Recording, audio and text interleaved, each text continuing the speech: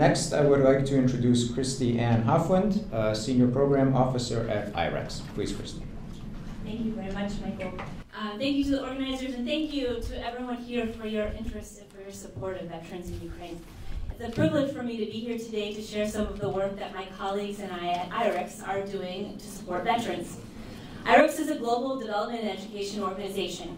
We have 400 staff worldwide, and we work with partners in more than 120 countries in 4 areas essential to progress: cultivating leaders, empowering youth, strengthening institutions, and increasing access to quality education and information.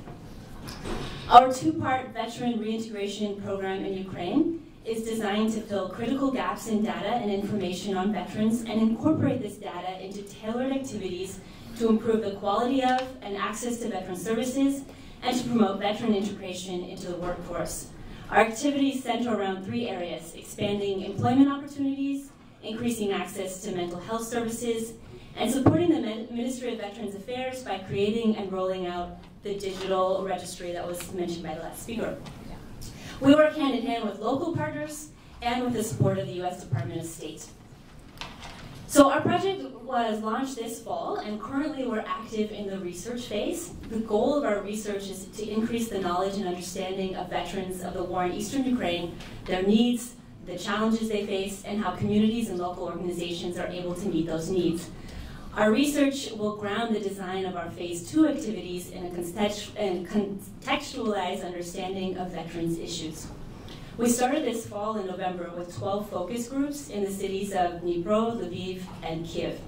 And today I'd like to share with you some of the preliminary findings of our focus groups, which explore the areas of social, economic, and health needs. In the area of social needs, the focus groups revealed that social marginalization is a significant impediment to reintegration in the workplace, in public, and even at home. Veterans told stories about how they were marginalized in all 3 areas of these domains.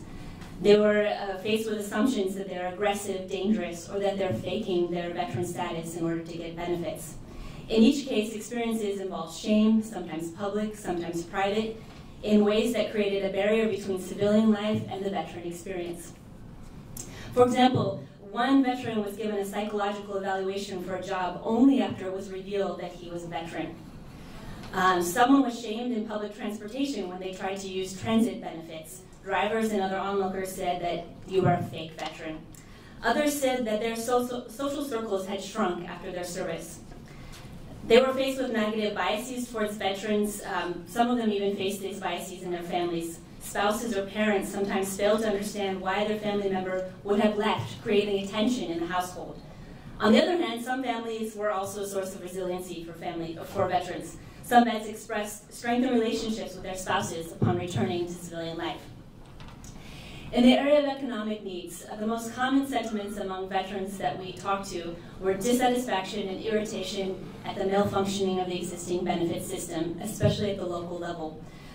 Some of the greatest anger and frustration was related to housing assistance. One vet, for example, said that they waited years to get on a preferential list for housing, and it still hasn't happened. Employment is also a major concern. Vets often do not return to the same work after their military service. And the reasons they gave ranged from medical problems that prevented them from doing that, or to reevaluating their values and deciding to do something different.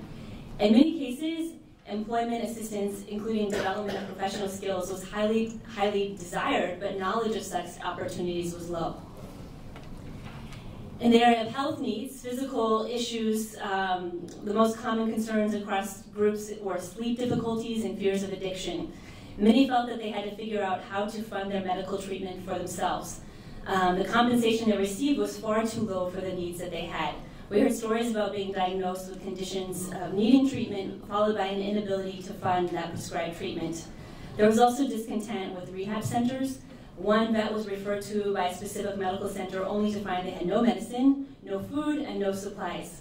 One vet was told that there was no free treatment or medicine for combat veterans and told to buy whatever they needed at the pharmacy themselves. Access to good psychological health care varied. There was skepticism of psychological services. Many veterans said they were worried about being perceived as insane or dangerous if they sought this kind of help. Some claimed that they did not need psychological support, and others claimed that they wished they could get help, but they just didn't know how to find it. Vets reported a lack of professionalism and psychological services received, and they were also made to feel as though they were burdened by the practitioner. In multiple cases, vets expressed that they felt that the psychologist, quote, is simply not interested in me, and that they rush through services and quickly provide a prescription for a sedative as a cure-all. We also, in our focus groups, talked to non-veterans to try to gauge the attitudes of non-veterans. The views of veterans held by non-veterans are mixed. While generally people say that veterans are courageous and patriotic and express gratitude for their service, they also express concern about the mental state of veterans. Furthermore, some respondents differentiate between volunteer veterans, who are perceived more positively, and salaried contract veterans, who are seen more negatively because there's a concern that they're driven solely by profit. So now we have finished the focus group stage of our research, and we're moving into a survey portion, and we've started that in actually March 2, so we're just in the beginning of it.